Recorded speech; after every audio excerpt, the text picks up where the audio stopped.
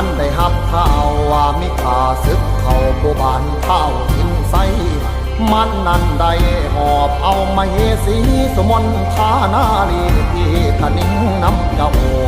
เอิ้นคนเข้าประชุมชนสมุนกลุ่มคำสั่งจัดแต่งตั้งเตรียมสู่พ้องราวีโอ้อยู่พี่มึงมีฤทธิ์ซ้ำใดกูสิใส่บาทาเหยียบหน้ามึงให้จมสิ้นแผ่นดินนี้ปัตตภีน้อยใหญ่ไผสิกล้าอวดสู่กูได้พอคนเสียงจนเอิ้นสั่งเสนาว่าขอทูลลาสหความฟ้าฟันบ่มียานขานสอนสู่เด้ออย่ากลัวทิ้งมันสิเสียแก่นเงามาหาเท่าคุ้มพันบ่จะต้านความว่าความใดคันแม่นมันโผมาให้กี่ฟันมุนเมียน